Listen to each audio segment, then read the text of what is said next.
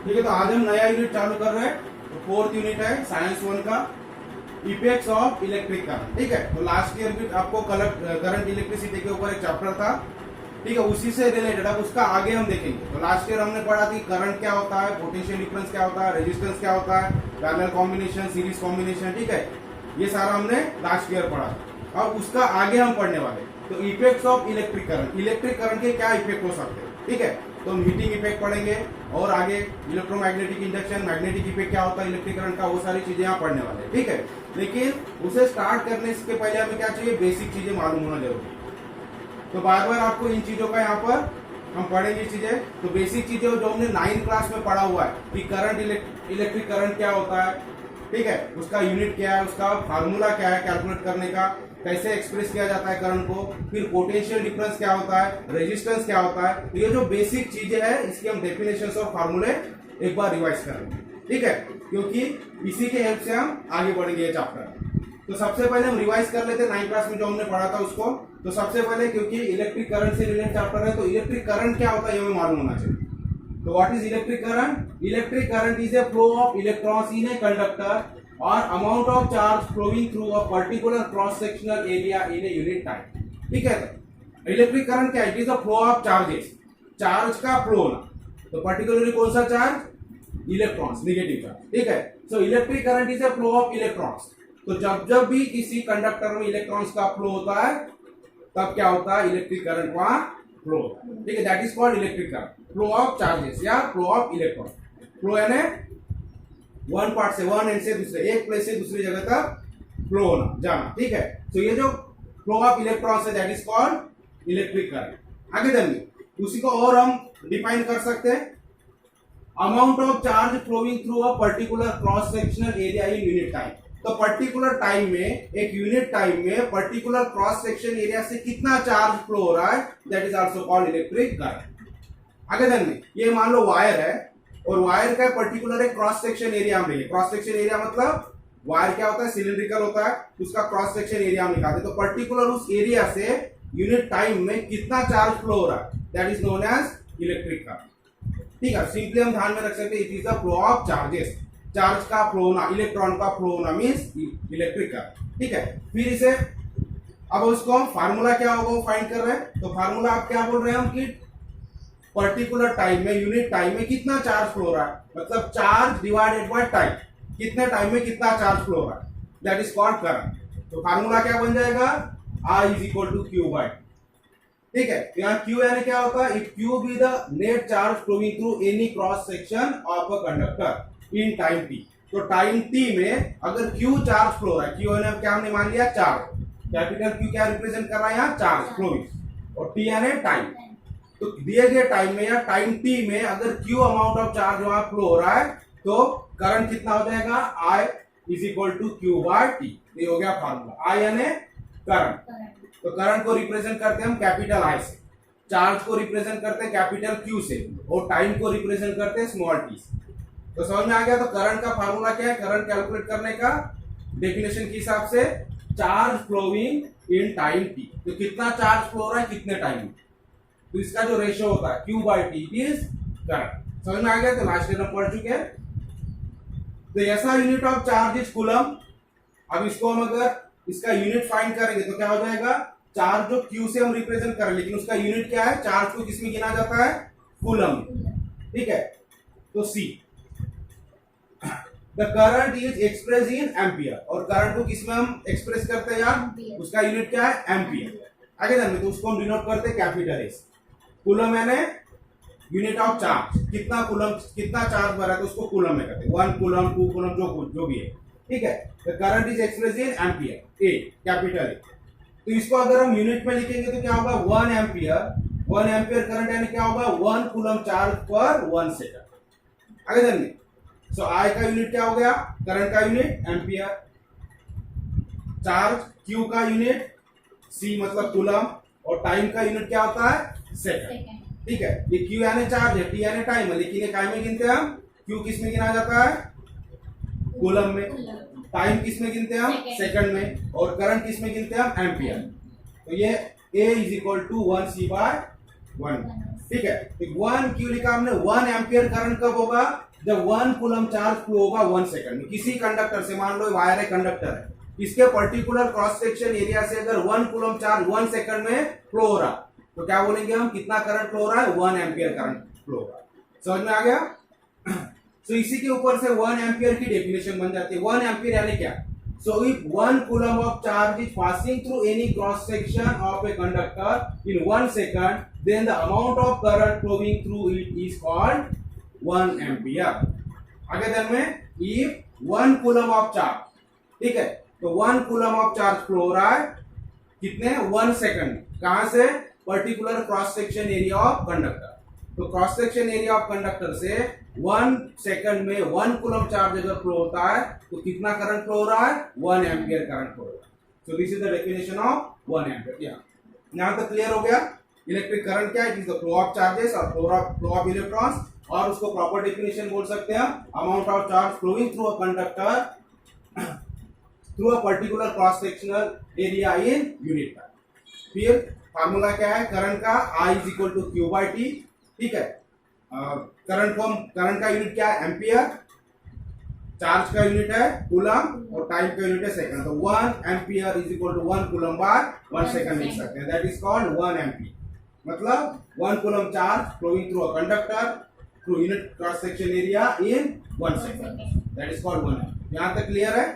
तो नोट कर लो ये, क्योंकि ये फार्मूले जो हम यहाँ यूज कर रहे हैं इनका, ठीक है, हम जो पढ़ेंगे पावर वगैरह इस साल पढ़ने वाले उसमें ये यूजफुल है फार्मूले, तो नोट कर लो इसे।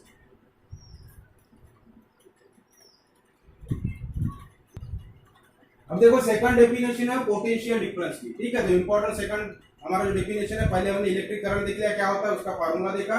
अब यह पोटेंशियल डिफरेंस, तो पोटेंशियल डिफरेंस यानी क्या है, the potential difference between 2 points in an electric field is defined as the amount of work done in moving a unit positive charge from one point to another point। अब potential difference यानी क्या होता है, सो एक point से दूसरे point तक, ठीक है, इलेक्ट्रिक फील्ड में एक पॉइंट से दूसरे पॉइंट तक इलेक्ट्रिक चार्ज को मूव करने के लिए जो वर्क डन होता है, that work done is known as potential difference. आगे दिन में the potential difference between 2 points, तो 2 पॉइंट का पोटेंशियल डिफरेंस यानी क्या होता है, is defined as the amount of work done, ठीक है, कितना वर्क डन हुआ इसमें, इन moving a unit positive charge, एक यूनिट पॉजिटिव चार्ज को एक पॉइंट से दूसरे पॉइंट ले जाने में जितना वर्क डन हुआ, that work done is known as potential difference. समझ में आ गया?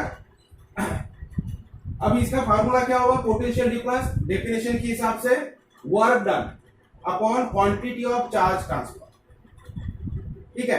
तो कितने क्वांटिटी, कितने चार्ज ट्रांसफर किया, उतने चार्ज ट्रांसफर करने के लिए कितना वर्क डन हुआ, दैट इज कॉल्ड पोटेंशियल, ठीक है। तो work done upon charge transfer, ठीक है, कितने चार्ज ट्रांसफर करने के लिए कितना वर्क डन, समझ में आ गया? तो वर्क डन अपॉन चार्ज, तो W बाई क्यू, W यानी वर्क डन, W क्या रिप्रेजेंट कर रहा है, वर्क डन, और Q यानी चार्ज, और पोटेंशियल डिफरेंस को हम कैसे रिप्रेजेंट करते हैं, V से, ठीक है। सो ये हो गया V, मतलब potential difference is equal to work done upon charge. समझ में आ गया डेफिनेशन? तो एक प्लेस से दूसरे प्लेस तक, यानी इलेक्ट्रिक फील्ड में एक पॉइंट से दूसरे पॉइंट तक यूनिट चार्ज पॉजिटिव चार्ज, ठीक है, तो यूनिट पॉजिटिव चार्ज को कैरी करने के लिए जितना वर्क डन होता है, मूव करने के लिए जितना वर्क डन होता है, that work done is known as potential difference, ठीक है, इलेक्ट्रिक फील्ड। सो आपको फार्मूला ध्यान में रखना है, जैसे कि मैंने बताया सारे फार्मूला में यूज होने वाले, इलेक्ट्रिक करंट का फार्मूला, पोटेंशियल डिफरेंस का फार्मूला, रेजिस्टेंस का फार्मूला, जो आगे पढ़ने वाला, तो आपको बेसिक चीजें मालूम होना चाहिए कि पोटेंशियल डिफरेंस क्या होता है, ठीक है। सो ऐसा यूनिट क्या हो जाएगा पोटेंशियल डिफरेंस का, वोल्ट, ठीक है। ये सब साइंटिस्ट है जिन्होंने डिस्कवर किया, उसके नाम से इनको इसके यूनिट बनाए गए। सो वोल्ट, और इसको डिनोटेड बाय V से डिनोट करते हैं, ठीक है, कितना वोल्ट करंट है, पोटेंशियल डिफरेंस। हम बोलते हैं ना कि हमारे घर में जो इलेक्ट्रिक करंट है, एसी करंट जो है वो कितने वोल्ट पे है, 220 टू 230 वोल्ट। ये जो फैन चल रहा है तो कौन से वोल्टेज पे चल रहा है, 220 टू 230 वोल्ट के। आगे ध्यान में, तो दैट इज पोटेंशियल डिफरेंस। अब 1 पोटेंशियल डिफरेंस है ना, इसको डिफाइन करेंगे हम, जैसा 1 एम्पियर हमने डिफाइन किया उसी तरह से 1 पोटेंशियल डिफरेंस कितना हो। तो फार्मूला है, फार्मूले के ऊपर से 1 पोटेंशियल डिफरेंस क्या होगा, तो ये वोल्ट हो गया, तो इसको 1 वोल्ट बोलेंगे। वर्क डन किसमें हम कैलकुलेट करते हैं, वर्क का यूनिट क्या है, जूल, ठीक है। सो 1 जूल और चार्ज का यूनिट क्या है, कूलम, तो लिख लेंगे 1 कूलम। तो 1 वोल्ट इज इक्वल टू क्या होगा, 1 जूल अपॉन 1 कूलम। अब इसको डिफाइन करेंगे इस डेफिनेशन के हिसाब से। तो the potential difference between two points is said to be 1 volt. तो दो पॉइंट के बीच में पोटेंशियल डिफरेंस 1 वोल्ट होगा। कब, if 1 joule of work is done in moving 1 coulomb of charge from one point to another, ठीक है। so if 1 joule work is done for moving 1 coulomb charge from one point to another point, then the potential difference is 1 volt। समझ में आ गया, मतलब एक point से दूसरे पॉइंट तक 1 कूलम चार्ज मूव करने के लिए अगर 1 जूल वर्क डन होता है तो पोटेंशियल डिफरेंस क्या हो जाएगा बिटवीन 2 पॉइंट्स, 1 वोल्ट। समझ में आ रहा है, समझ में आ गई डेफिनेशन। सो 1 कूलम चार्ज मूव करने के लिए एक पॉइंट से दूसरे पॉइंट तक 1 जूल अगर वर्क डन होता है तो पोटेंशियल डिफरेंस क्या हो जाएगा, 1 वोल्ट। ठीक है, इस स्टेटमेंट से समझ में आ रहा है इक्वेशन से कि 1 कूलम चार्ज मूव करने के लिए 1 पॉइंट से दूसरे पॉइंट तक अगर 1 जूल वर्क डन होता है देन पोटेंशियल डिफरेंस इज 1।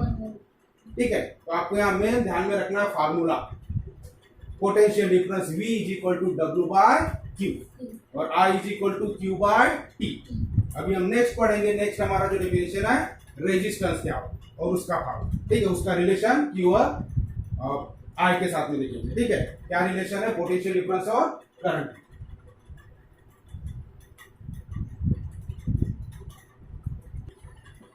अभी जो थर्ड टर्म है वो रेजिस्टेंस। ठीक है, तो रेजिस्टेंस यानी क्या होता है, the property of the conductor due to which it opposes the flow of current.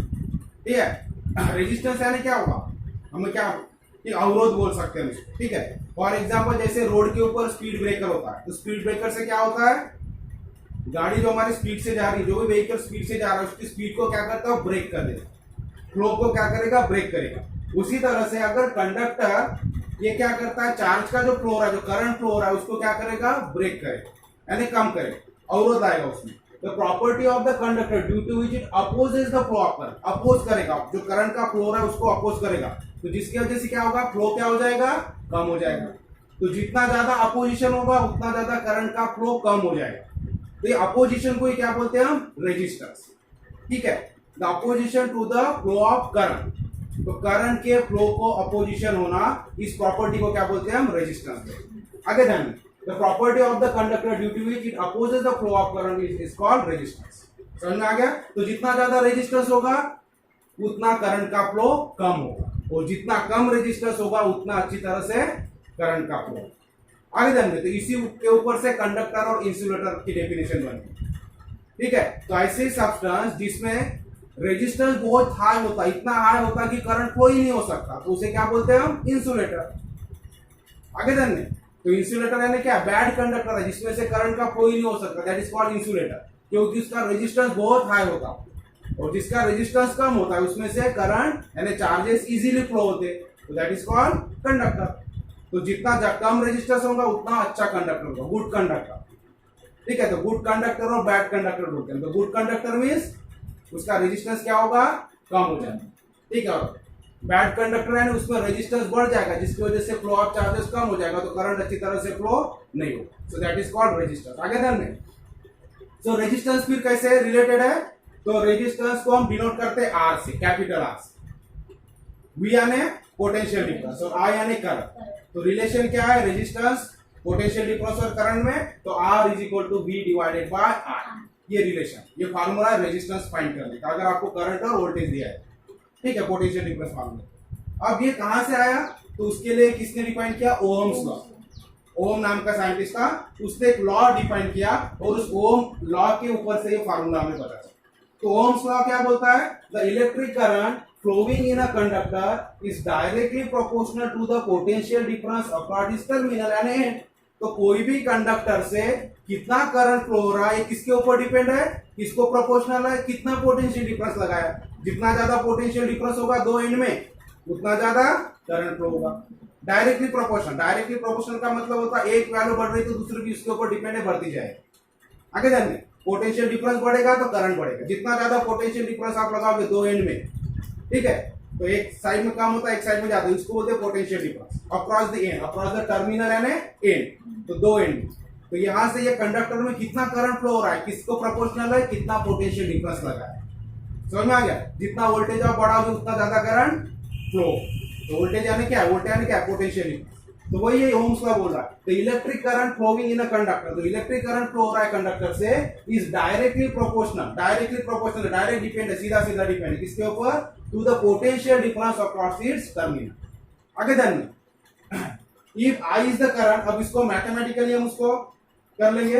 If current I है और वोल्टेज पोटेंशियल डिफरेंस अगर V है, then I is directly proportional. तो according to this law current क्या है, proportional, ये sign क्या है, प्रोपोर्शनलिटी।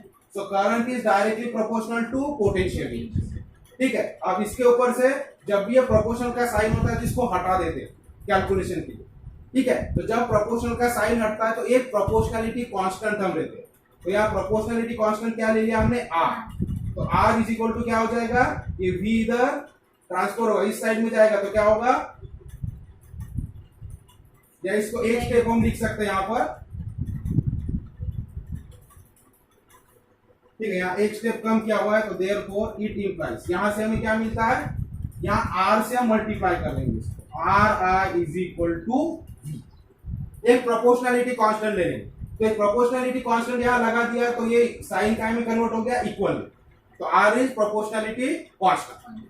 फिर R की वैल्यू क्या हो जाएगी, ये I इधर डिवाइड में चला जाएगा, तो R is equal to I इधर मल्टीप्लाई में तो डिवाइड में जाएगा तो V बाय R। तो इस तरह से हमें रिलेशन में R is equal to V by, ये लॉ के ऊपर, ठीक है। अब ये रिलेशन से हम यहाँ तीन क्वांटिटी है, थ्री क्वांटिटीज है, रेजिस्टेंस है, पोटेंशियल डिफरेंस है और करंट है। तो अगर एक फार्मूला तैयार हो जाता है तो उसके ऊपर से और फार्मूले बना सकते हैं। तो अगर हमें V कैलकुलेट करना है तो क्या हो जाएगा, V इज इक्वल टू, ये I इधर जाएगा तो V is equal to IR, and I is equal to I हमें फाइंड करना है तो R इधर आ जाएगा तो V बाय R। तो इस तरह से R, V एंड I हम कैलकुलेट कर सकते हैं फार्मूले से। यहाँ कौन सी चीजें तीन है, रेजिस्टेंस, करंट और पोटेंशियल, इसके ऊपर। Where R is the resistance, the SI unit of resistance is ohm, ठीक है। फिर इसका रेजिस्टेंस, करंट को हम, करंट का यूनिट क्या है, एम्पियर, पोटेंशियल डिफरेंस का यूनिट क्या है, वोल्ट। उसी तरह से रेजिस्टेंस का यूनिट क्या है, रेजिस्टेंस किसमें गिना जाता है, ओम, और उसका साइन क्या है, ये ओमेगा, इस तरह से ओम। तो 1 ओम क्या होगा, जैसे हमने 1 एम्पियर डिफाइन किया, 1 वोल्ट हमने डिफाइन किया, उसी तरह से 1 ओम रेजिस्टेंस कब होगा, किसी भी कंडक्टर का रेजिस्टेंस 1 ओम यानी कितना होता है, किसे बोलेंगे।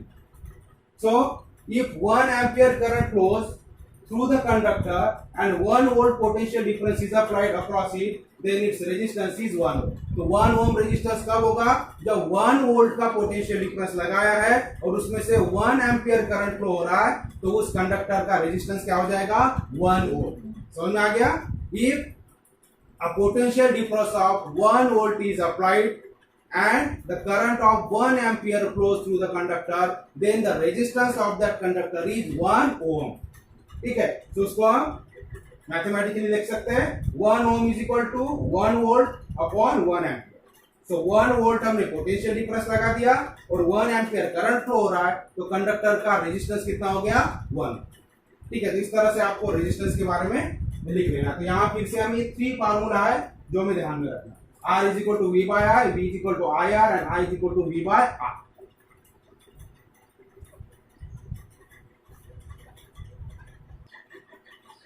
तो हमारा फर्स्ट टॉपिक है energy transfer in an electric current, ठीक है। तो इसके पहले कुछ इंट्रोडक्शन आपकी बुक में दिया हुआ है। तो इंट्रोडक्शन पार्ट में लास्ट ईयर हमने क्या पढ़ा उसके बारे में दिया हुआ है। तो हमने अभी जो हमने डिस्कस किया, इलेक्ट्रिक करंट क्या होता है, पोटेंशियल डिफरेंस, ठीक है, ऑलरेडी हम लास्ट ईयर पढ़ चुके हैं। अब इन दिस चैप्टर, ये चैप्टर में हम क्या पढ़ने वाले इस साल, so in this chapter we will study about an electric current flowing through a conducting wire. तो कंडक्टिंग वायर से जो इलेक्ट्रिक करंट फ्लो हो रहा है उसके बारे में हम पढ़ेंगे। And electric current flowing through resistor, ठीक है, रजिस्टर से जो इलेक्ट्रिक करंट फ्लो होता है उसके बारे में पढ़ेंगे। And electromagnetic induction, electric motor and generator, ठीक है।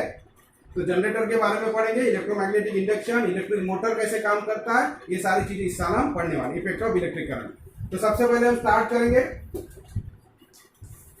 ठीक है। तो energy transfer in an electric circuit, तो किस तरह से एनर्जी ट्रांसफर होता है इलेक्ट्रिक सर्किट में।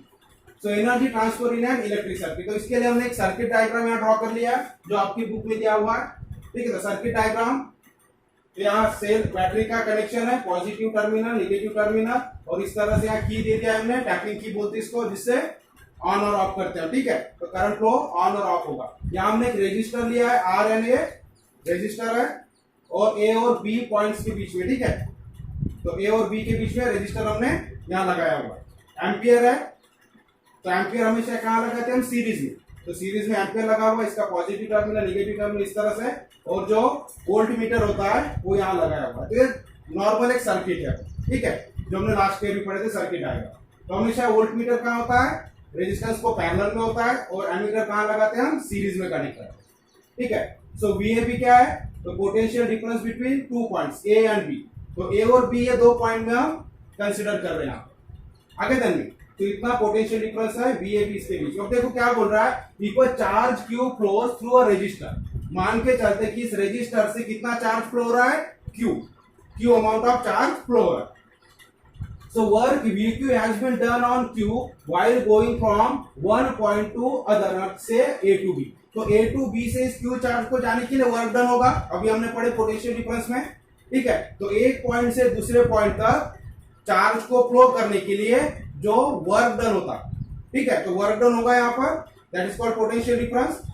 तो वही आ गया, if charge Q flow through a resistor, अगर रजिस्टर से चार्ज क्यू फ्लो हो रहा है तो वर्क कितना डन हो जाएगा, वो चार्ज को फ्लो करने के लिए वो चार्ज के ऊपर कितना वर्क डन हो जाएगा, V इंटू की, जो अभी मैं फार्मूला पढ़ा था। फार्मूला क्या था हमारा, V is equal to W by Q, ये फार्मूला हमने देखे, potential difference is equal to work done upon Q। तो यहाँ वही हो रहा है, चार्ज को फ्लो करना। पोटेंशियल डिफरेंस का हमने डेफिनेशन देखा, क्या होता है, it is the amount of work done in moving a unit positive charge from one end to other end, एक एंड से दूसरे। तो यहाँ एंड क्या हो गया, एक एंड हो गया पॉइंट ए और दूसरा एंड हो गया पॉइंट बी।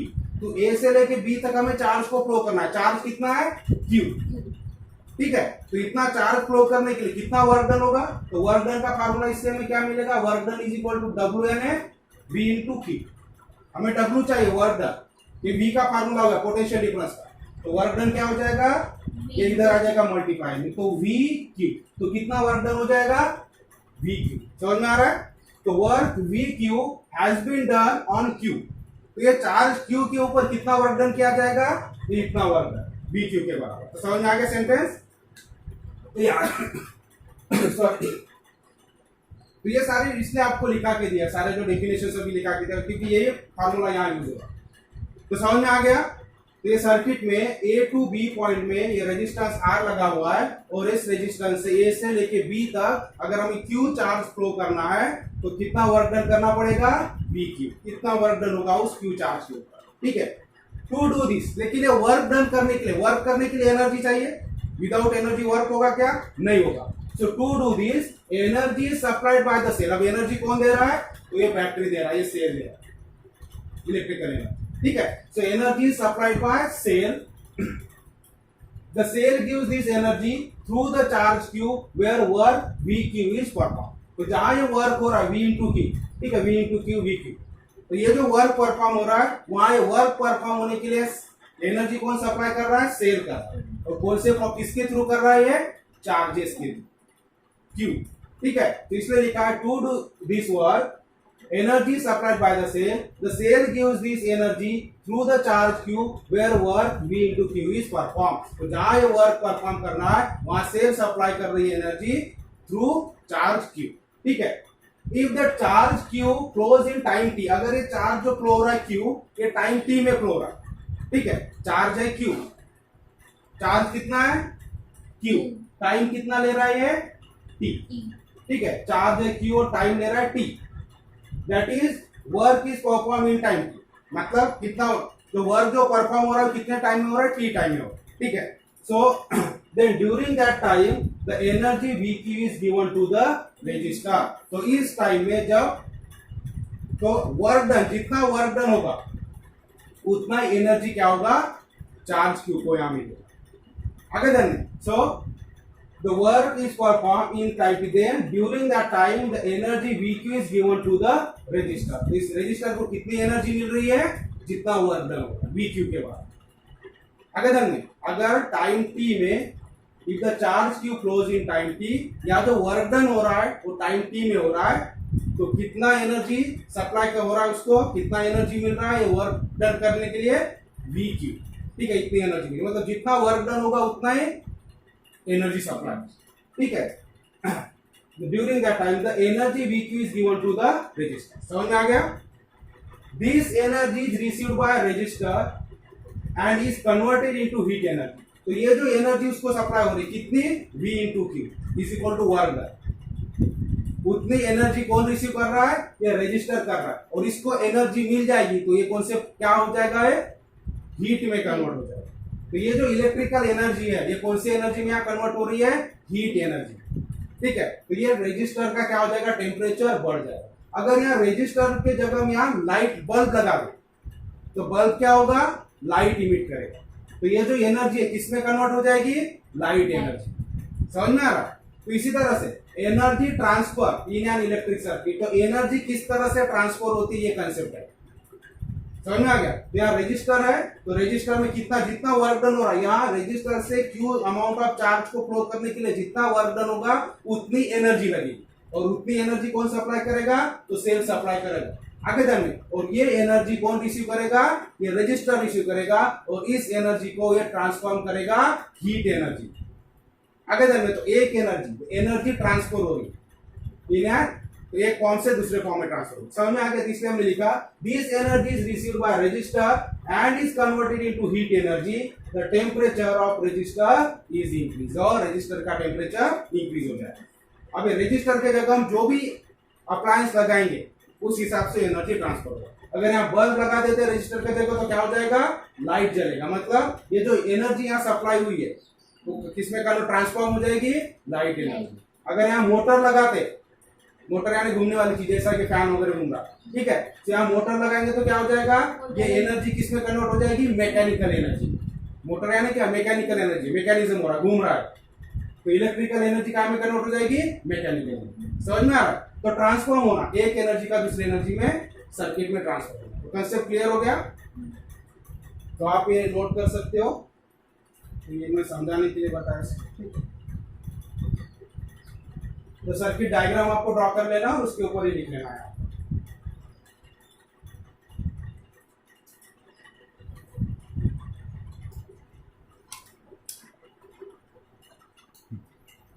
अब देखो हम पढ़ेंगे heating effect of electric current. जो हमने अभी सर्किट डायग्राम देखा, सर्किट में हमने पढ़ा, क्या पढ़ा हमने सर्किट में, क्यू चार्ज अगर फ्लो हो रहा है पॉइंट ए से बी तक वो रेजिस्टेंस है, तो वर्क डन होगा क्यू चार्ज को फ्लो करने के लिए क्यू चार्ज के ऊपर, और वर्क डन होने के लिए एनर्जी सप्लाइड होगी।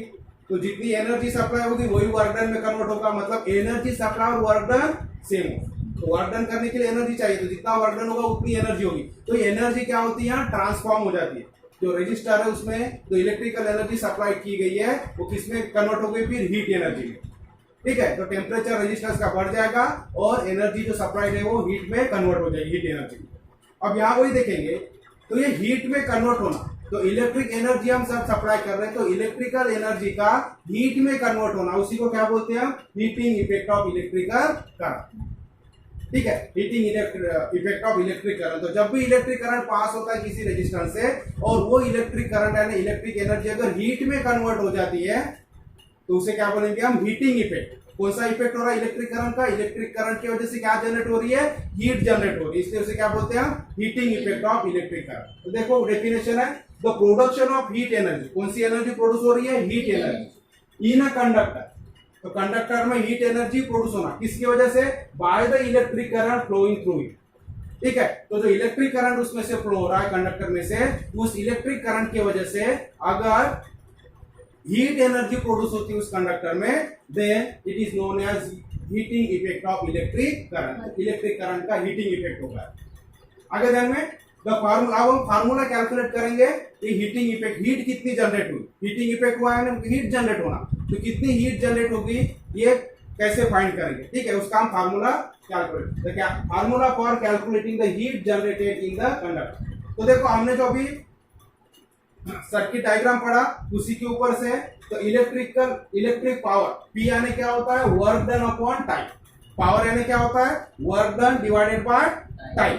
ठीक है, या वर्क डन कितना हुआ, जितना एनर्जी है, तो एनर्जी और वर्क डन यहाँ सेम होगा। ठीक है, तो पावर का क्या हो जाएगा, power is equal to energy by time होगा। आगे जानिए, समझ में आ रहा है ये। जो क्यू चार्ज को हमने फ्लो किया, उस चार्ज को फ्लो करने के लिए जितना एनर्जी लगा वही एनर्जी वर्क डन में कन्वर्ट हो गई, या जितना वर्क डन हुआ उतनी एनर्जी है तो सेम हो गया, तो एनर्जी लिख सकते हैं या फिर वर्क डन। और पावर का फार्मूला क्या होता है, वर्क डन अपॉन टाइम। तो वर्क डन को हमने एनर्जी ले लिया, तो एनर्जी बाय टाइम, तो ये हो गया पावर। तो इसके ऊपर से कितनी एनर्जी सप्लाई हुई, तो एनर्जी इज इक्वल टू क्या हो जाएगा, टाइम इधर पावर के साथ मल्टीप्लाई हो जाएगा। तो पावर को हम रिप्रेजेंट करते हैं कैपिटल पी से और टाइम को रिप्रेजेंट करते हैं टी से। तो एनर्जी इज इक्वल टू क्या हो जाएगा, पी इंटू। यहाँ तक समझ में आ गया। जो पावर है वर्क डन अपॉन टाइम होता है, लेकिन यहाँ work done is equal to energy है, इसलिए हमने एनर्जी बाय टाइम ले लिया। तो इसके ऊपर से ये फार्मूला से एनर्जी क्या हो जाएगा, एनर्जी इज इक्वल टू, ये इधर मल्टीप्लाई हो जाएगा, तो पावर इंटू टाइम। अब देखेंगे दिस एनर्जी, ये जो एनर्जी प्रोड्यूस हुई है, is converted into heat energy. ये एनर्जी कौन सी इसमें कन्वर्ट हो गई, अभी हीट एनर्जी में कन्वर्ट हो गई। इसका मतलब हीट एनर्जी को हम रिप्रेजेंट करेंगे एच से, तो हीट एनर्जी इक्वल टू क्या हो जाएगा, दिस। यही एनर्जी हीट में कन्वर्ट हो गई, तो एनर्जी को हम क्या कैसे रिप्रेजेंट करेंगे, एच। तो एच इज इक्वल टू क्या हो जाएगा, पी इंटू टी।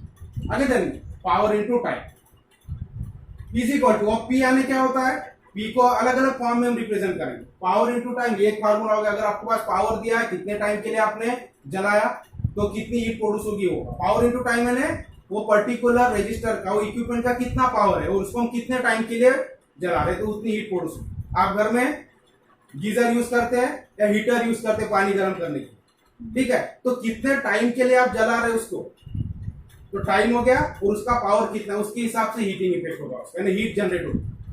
आगे जानने, अगर आप 5 मिनट के लिए जलाते हैं उसको, तो उससे पानी गर्म होगा, हॉट होगा, ठीक है, और ज्यादा हम 10 मिनट्स के लिए जलाते तो और ज्यादा गर्म हो जाएगा पानी, कुछ देर में उबलने लग जाएगा। तो जितना ज्यादा देर तक हम चलाएंगे, मतलब क्या होगा, टाइम, और उसका पावर कितना है, वो हीटर का पावर कितना, कितने वैट का है, तो हम देखेंगे पावर के बारे में। तो पावर क्या होता है, उसका यूनिट क्या है, तो हर एक चीज का इक्विपमेंट का, इलेक्ट्रिकल इक्विपमेंट का क्या होता है, पावर होता है। वो कितने समय के लिए हम जला रहे हैं उसके ऊपर से हीट कितनी जनरेट हो रही है डिपेंड होता है। आगे जानने, तो हीट इज इक्वल टू क्या होगा, उस इक्विपमेंट का पावर इंटू टाइम। आपने हीटर लगाया, 1 मिनट के लिए जलाओगे तो पानी ज्यादा गर्म होगा क्या, नहीं, मतलब उतनी हीट जनरेट नहीं।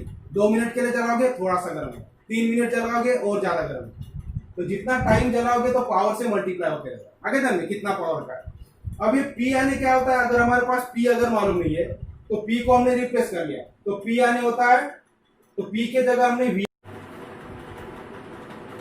अब देखो यह चीज इक्वल टू क्या हो गया, हीट प्रोड्यूस, ठीक है, जितनी हीट प्रोड्यूस होती है, तो हमने फार्मूला देखा V into P into T होता है। P को अगर रिप्लेस करेंगे हम, तो P यानी क्या होता है, VI भी होता है। ये कैसे आया, P यानी पावर VI, तो P यानी क्या होता है, वर्क डन अपॉन टाइम। ठीक, वर्क डन यानी क्या हमने देखा, V इंटू क्यू, ठीक है।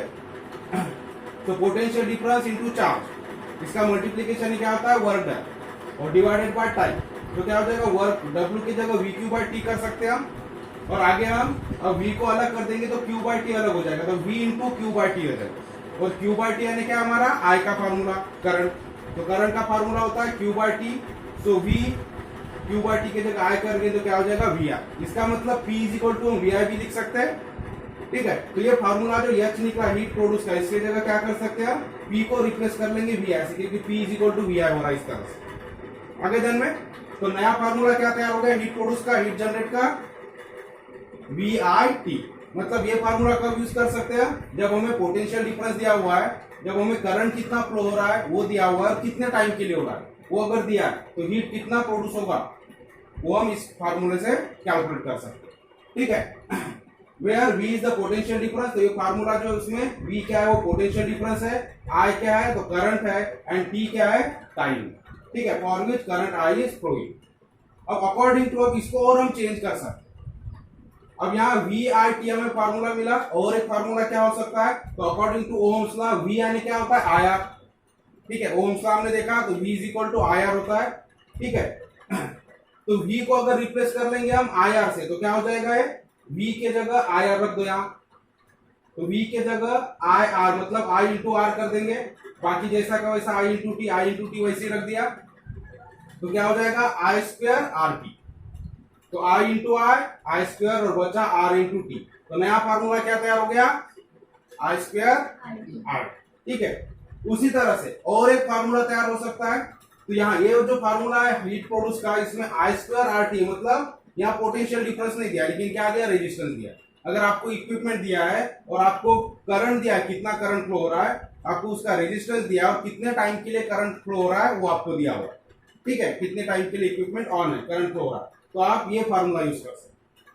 फिर अगर आपको अगर करंट नहीं दिया हुआ और पोटेंशियल डिफरेंस दिया, रेजिस्टेंस दिया और टाइम दिया है, तब कौन सा फार्मूला यूज होगा, तो ये फार्मूला।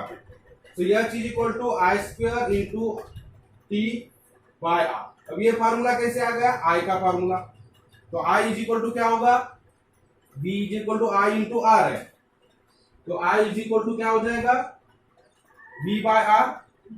ये हो जाएगा V बाय आर। तो इसका स्क्वायर करेंगे तो क्या होगा, I square is equal to V square by R square होगा।